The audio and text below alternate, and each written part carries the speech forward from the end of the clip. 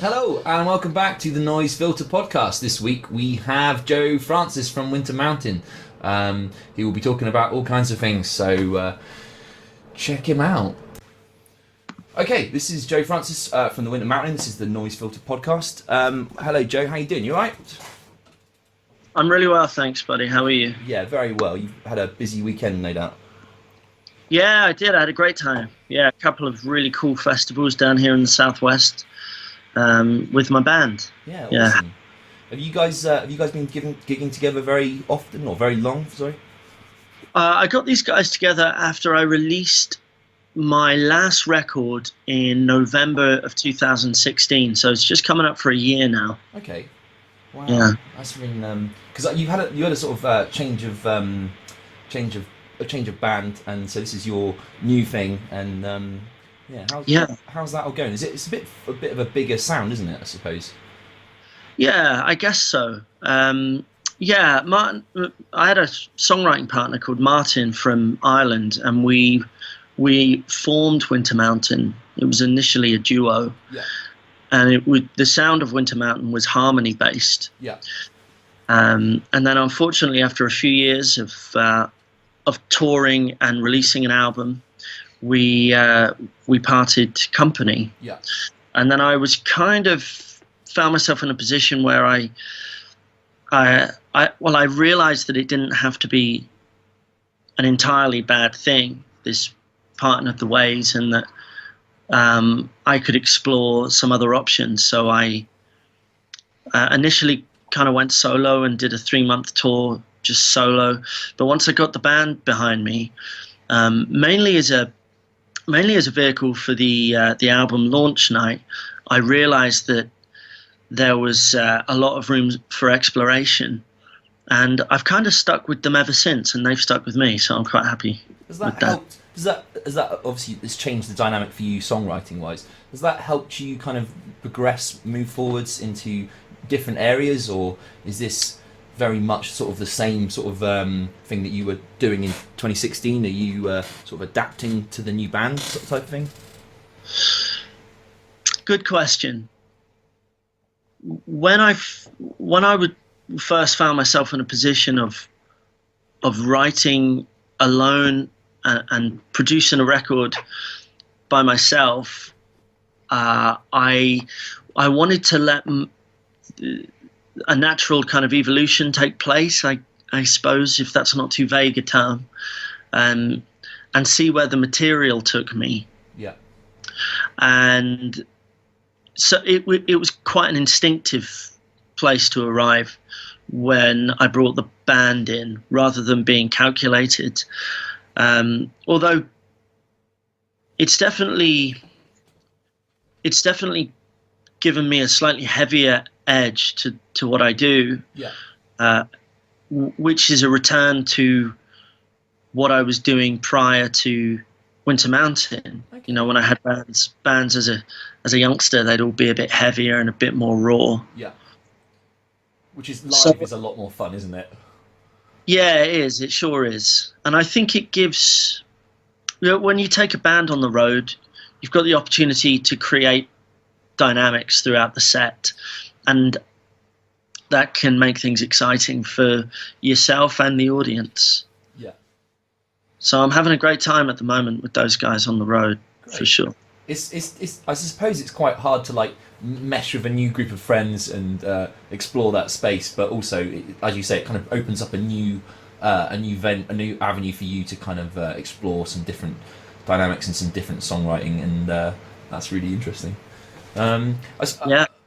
One of the things that I've been asking, and one of the things I will continue to ask people, I've been doing a lot of sort of Cornwall-based music exploration. So the thing that I've been kind of wondering is Cornwall a blessing or a curse for musicians? Do you find that the lack of ability, because like bands don't tend to tour down this far. We tend to have like almost people stop at Bristol. Big bands kind of don't come any further, and we've got a fairly insular music scene. Is that beneficial to you? Do you think that's helped your band or your career, or is it a hindrance for you? Do you think? It's a question that's been asked for years, and I'm not really sure what the answer is to that. No.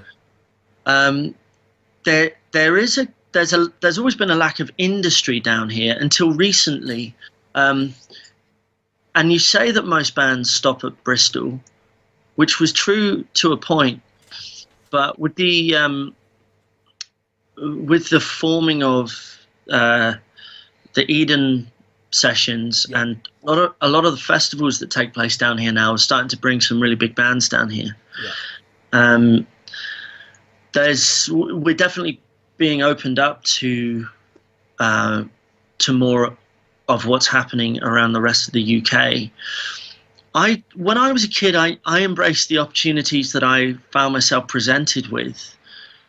I think you've just got to do that when you're a kid. As to whether they were as good or as fruitful as someone from Sheffield or Manchester or Bristol might find themselves being offered, I couldn't say, honestly. Cornwall is a very magical place. Yeah. But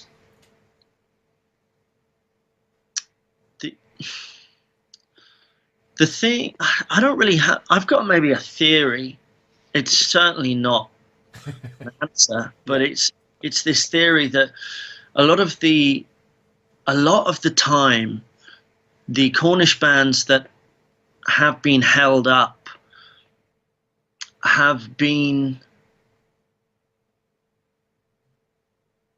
there's been this desire to kind of emulate what's happening in different parts of the country at different times, sometimes. Yeah. Whether it be the Brighton art rock scene or the Sheffield indie rock movement. I don't feel like Cornwall will ever really make its mark on the map in the same way that those other cities have, no, until it finds its own sound and its own ethos, which is certainly, it does have culturally, but musically it just doesn't quite seem to have formed into anything tangible. Without question, there are some amazing musicians down here, but maybe it's just too big a county and too spread out, yeah, for people to form a really cohesive scene. But again, that's just a theory. Yeah, I like it. We like from my perspective, when we played as Company B, it's been quite beneficial. Cornwall's been quite there's a lot of love. I always feel that there's a lot of love in Cornwall for bands that kind of tour around, and you know, there's something nice about having some bands that you can go and see in your local place, and that always, you know, that's always been quite helpful for us. I think there's a lot of being a niche thing has been quite helpful as well. So yeah, I don't know. It's difficult, isn't it? I suppose there's a lot of like closing of venues, and I think of like the Cooperage and, you know, some of the places up in Plymouth and stuff that have kind of shut. That kind of, for me, is a bit of a problem for local bands that want to get out and do some gigs and stuff. But yeah, it's interesting. Well, Cornwall's always had an abundance of pubs that support local live music, and that's not necessarily like a circuit that every young band wants to break into. No. And it might not be good for every young band to go down that road, but it certainly helped me in the early days, just getting out and playing, learning some classic songs and getting out there and playing them with my friends and learning how to entertain. Yeah. And learning to develop before leaving the county and being seen by the rest of the UK and audiences and industry around the UK, yeah, has definitely had some benefits, for sure. Yeah, for sure. You were fortunate enough to be signed at quite a young age. Did that? How was that? Was that a bit of a blessing or a curse, or was it a dream come true? Yeah, it was exciting as hell. Yeah. It was amazing. It was all I ever wanted to do was make rock and roll music and have a life in music and create.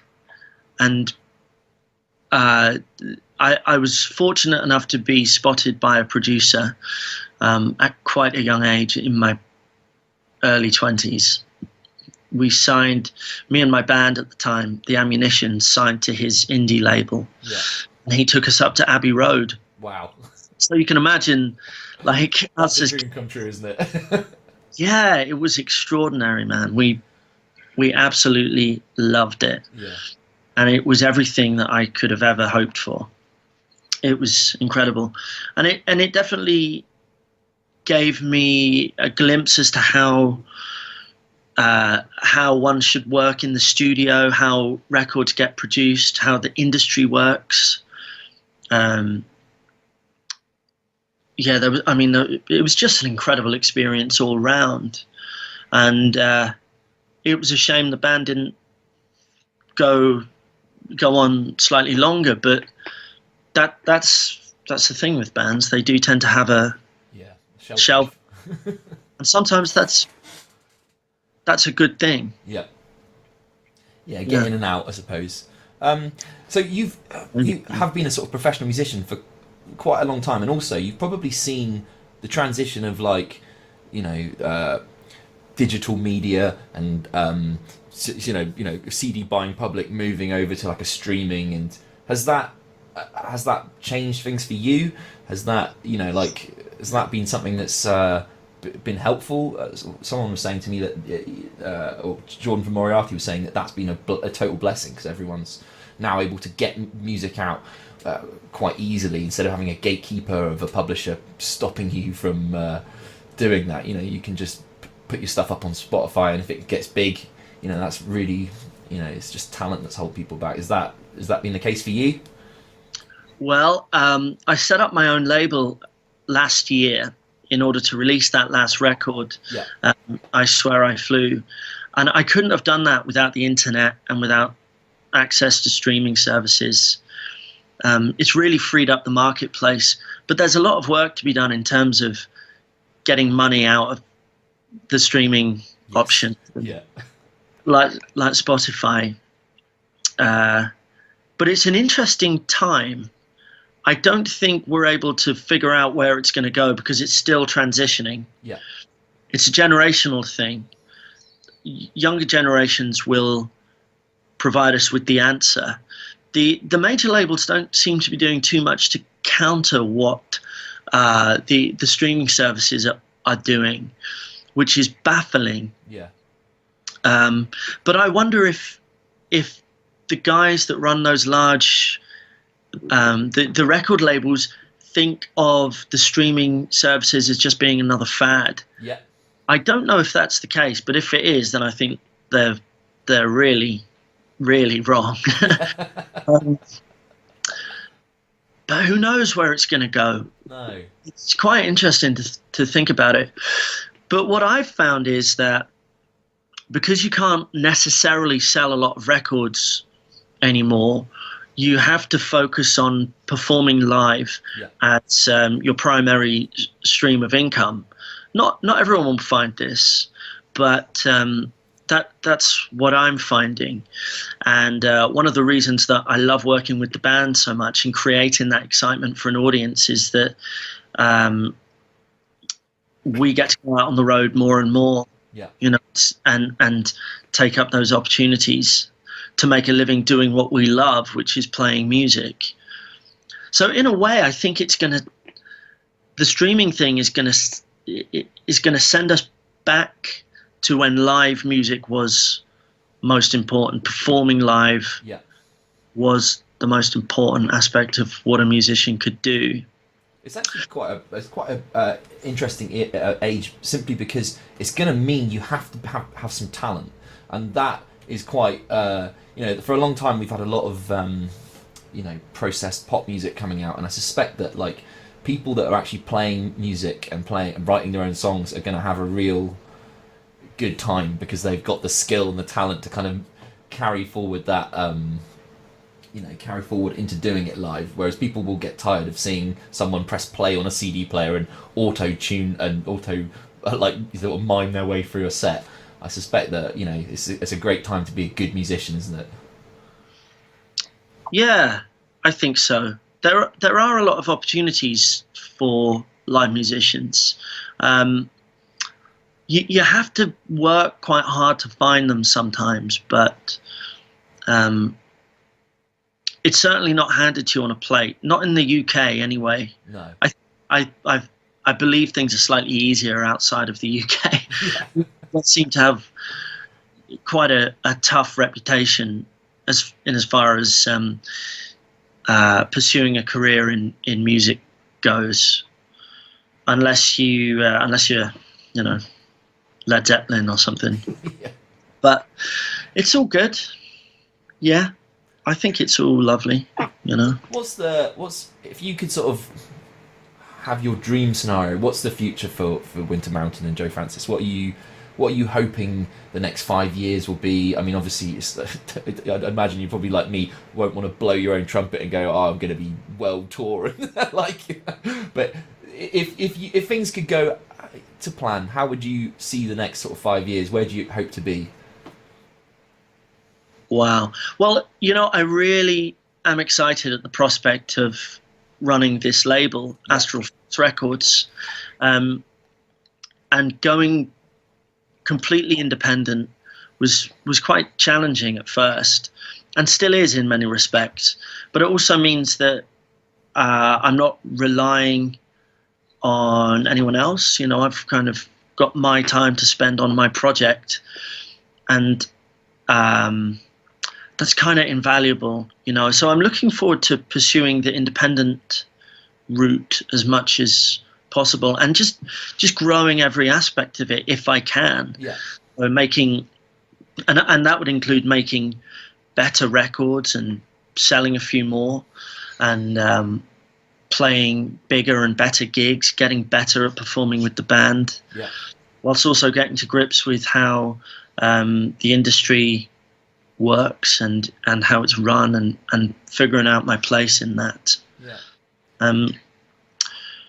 But I'm at the moment, I'm just kind of creating my music and putting it out there and going with the flow. Yeah, that's great. I suppose getting independent is such a big and exciting prospect. I love the idea of creating your own record label. That's such a in fact, there's another guy in Plymouth who sort of does a similar thing, and I suspect it's a reaction to the sort of the feeling that labels don't necessarily have your back, and maybe aren't quite so what's the word I'm looking for? Transparent with how you would hope things would be, and yeah, that's right. Yeah, I mean, I've been kind of screwing musicians for a long time. Yeah, and now they're kind of in turn being screwed by the streaming services. So it's hard to, when you hear the horror stories of the acts that of people that have been signed up and been treated quite badly, or ignored, or dropped, or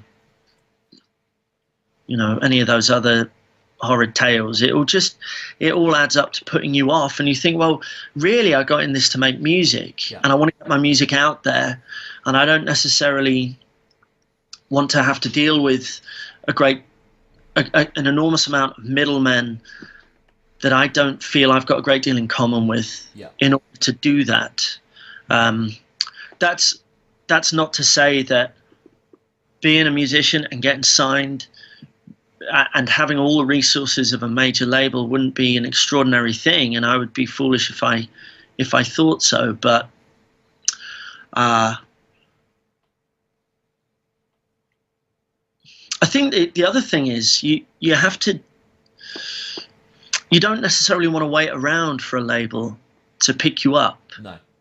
No. So in my case, I've been signed a few times now. I was dead keen to go independent because I didn't necessarily want to work on anyone else's timeline. Yeah. And also I needed to explore what sort of artist I was.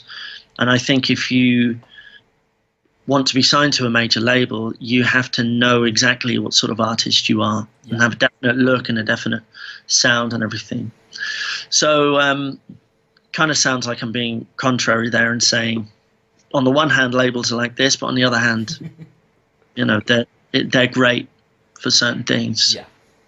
I suppose being on a label is like a foot in the door, isn't it? In the same way that having an agent is like, if you want to get booked at a festival or something, people still like to sort of be contacted by a booking agent, don't they? People still like to deal with an agent or sorry, a record label. It kind of adds a kind of gravitas to your situation and makes people feel that you're a bit more professional than someone who's unsigned, which not necessarily true, is it? I suppose,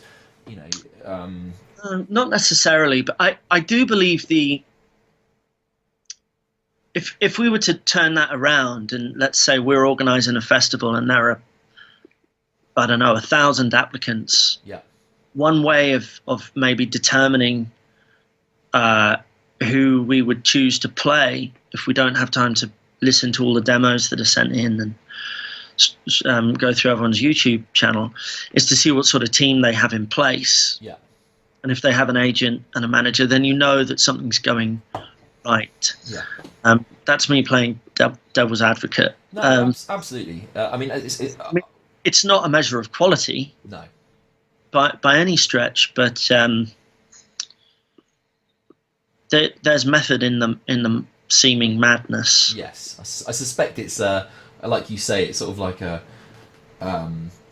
shortcut to finding the quality, isn't it? Maybe. Yeah, we for our band we kind of try and do a lot of it ourselves, and we come up against that quite a lot. We have an agent, but we book a lot of it ourselves. They don't do loads for us, and we see that a lot. And you could be out gigging up, every weekend, to have like a fairly big following and still come up against that, which is, yeah, I feel the other side of it, but yeah, it's yeah, but it's also that as an artist or as an artist trying to make a name for oneself in the music scene, you're going to encounter a lot of pushback. Yeah, and it really is down to you whether or not you allow those obstacles to be the end of what it is you do or to put you off pursuing the career. There's tons of horror stories, again, with the label thing, and at every stage you're going to experience a lot of rejection. Yeah. But it does come down to whether you just want to do it or not. And if you do want to do it, then you'll find a way. Yeah. You can hear no only so many times maybe, but you got to get used to it. The simple fact is if you quit or you get too disheartened every time you hear a no or thanks, we'll call you or something, then you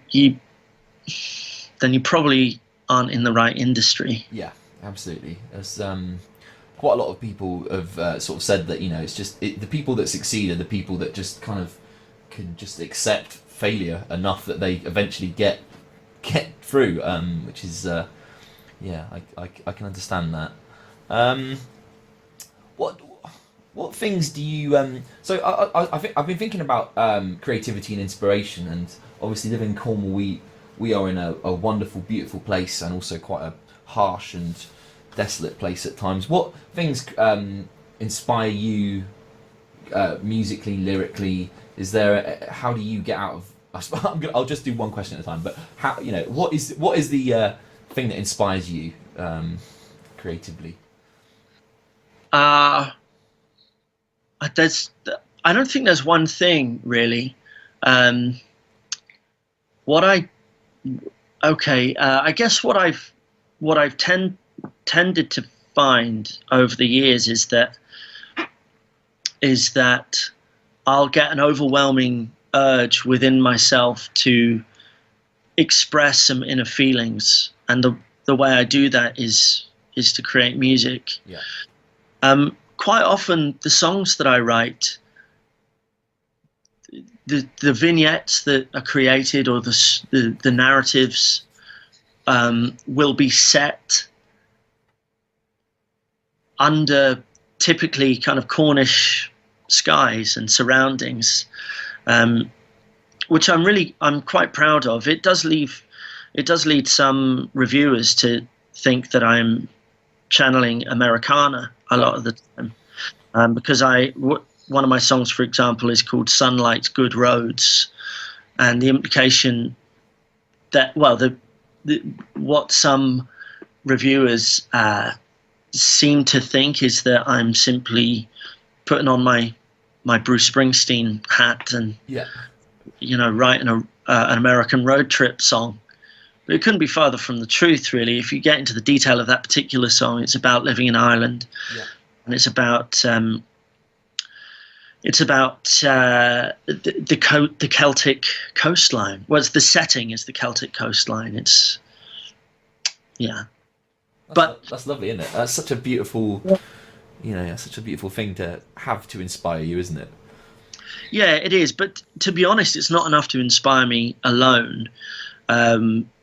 It's beautiful and it's wild, and I love being surrounded by it. But it's almost like the trimming. If you're going to write a song, you've got to have a bit of a story to tell or an event to base your song around, perhaps. So those stories and those pictures tend to be presented in a framework of these surroundings, I guess. Yeah.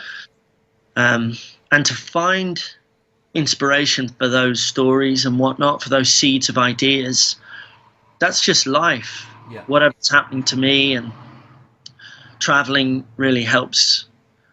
Being on the move is really good for getting the creative juices going. Okay. And meeting people and engaging with life is probably the best way to engage your creativity. I guess inspiration is a little bit like a cup. This isn't an original thought, but it's a bit like a cup, and like a cup, you can empty it, you need to refill it. Yeah. And the way that I've found that seems to help that most is to travel, and is to read, and is to watch great films, and just kind of play an active role in observing your life and what's happening around you. Yeah, I had a period of time where I was the most creative I'd ever been, and it was a wonderful time. And the catalyst for that was a friendship. A very good friend of mine, and we just sort of got together and played a lot of music and played a lot of guitar, and just it encouraged me to kind of get writing a lot. And then he went away, and I just stopped writing, and then I started singing for Company B, and I can't write songs anymore. And it's a strange part of the reason I wanted to do this podcast is because I was curious as to like what it is that people,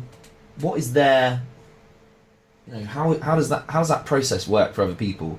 It's obviously a massively personal thing, isn't it? And it's it can come and go, and sometimes it can, like you say, like the cup, it can be full and sometimes it can be empty, and trying to kickstart that sometimes it often feels for me like I'm trying to like disingenuously create something, and that is the hardest thing, is like when you don't have any creativity to do it, or like I just find I'm plumbing the depths of my old stuff.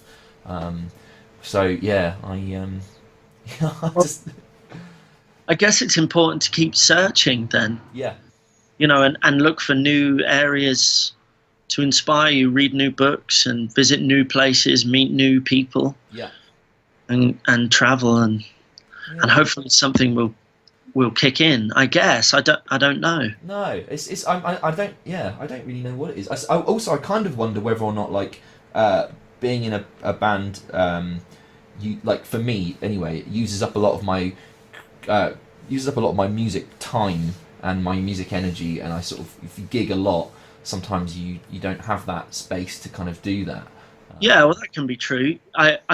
You do need time and space for sure to allow yourself to be bored and to just be a little bit. Being creative I've never found creativity to respond well to a direct order. Yeah. You know, so if you don't make time for that stuff in your life, and when I say that stuff, I guess I mean by setting time aside to just be alone. Yeah. And take walks and allow whatever you've experienced to kind of gestate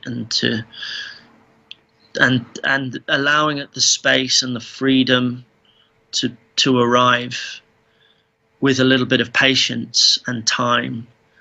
That I'm not sure how else it gets done. No. Other than by craft. Yes. Which is a different thing altogether. But that's quite cool. You know, if you're a songwriter, you can pick up some cool stuff by listening to the great craftsmen. Yeah. Lennon and McCartney and so on. Yeah. What sort of music inspires you? What sort of things have been your cornerstones for your projects? Well, I guess the classic rock and roll stuff. When I say rock and roll, I don't necessarily mean Elvis and Buddy Holly. It's like, no. It's more. Well, yeah, Zeppelin. But I love, you know, I would listen to Paul Simon just as much as I would listen to Zeppelin. Yeah. Or Frank Sinatra just as much as I would listen to, I don't know, Ozzy Osbourne or something. Yeah. Just everything. I love soul music big time. Yeah.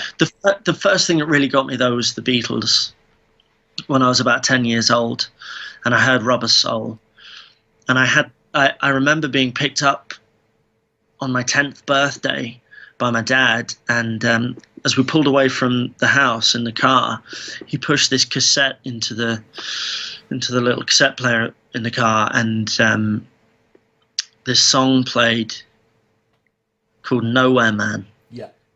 And within about 2 or 3 minutes or whatever that song is, I knew that I wanted to be a musician. Yeah. To spend my life trying to create that sound. It's the most extraordinary sound. And I fell deeply, deeply in love with the Beatles and their music, and to the point where it was all I would listen to for a while.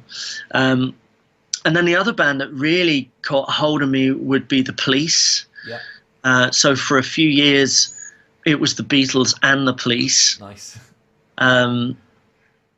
Then I started to study music at college, and my musical worldview was just blown wide open. I was exposed to a huge amount of different things by my lecturers and by my friends, and part of the way the course was designed was that we would study different types of music during different terms. So whether you liked jazz or not, you were going to spend the next few weeks learning the basics. There's no way you can become a great jazz musician within a few weeks, but you learned about the key figures, and you'd learn a few classic songs within those certain genres. Yeah. And I was gigging a huge amount, even from a very young age. I formed a band at secondary school when I was about 11 with a couple of friends, and we would play kind of garage rock versions of 60s pop music, Okay. Which was really exciting. And then because my parents both played music, we found it quite easy to book gigs in the local area. Nice. Or we'd go and open for local bands. We'd just do half an hour, and then I found myself playing drum. I was actually a drummer as a teenager, so I played drums for a few different local things, you know, a few jam nights and a few local bands that were going around the north coast of Cornwall.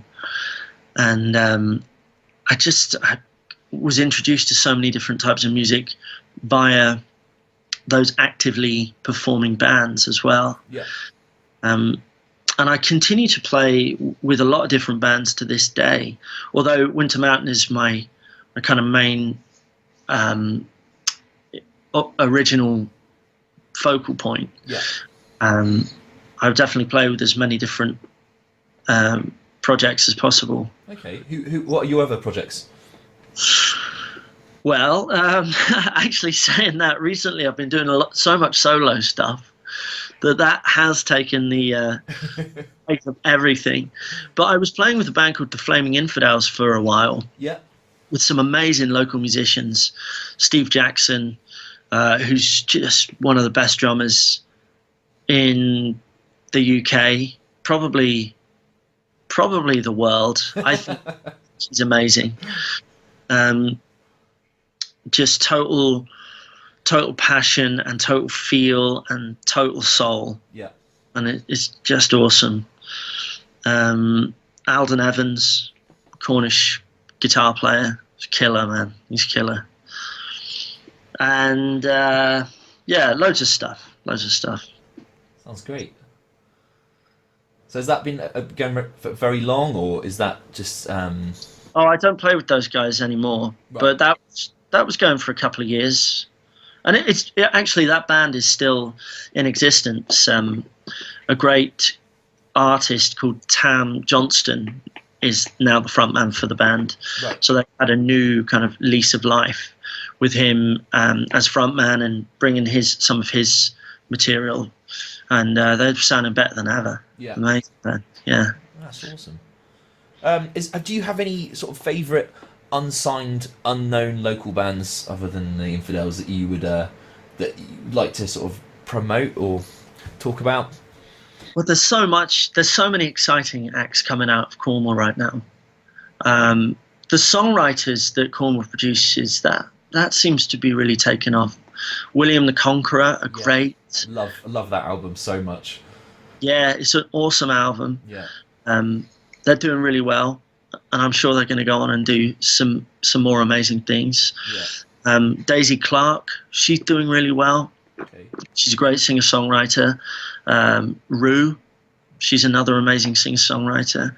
We got Haunt the Woods, who are signed, I believe, but who I just think are some of the best songwriters and one of the best bands, certainly, that Cornwall's seen in a long, long time.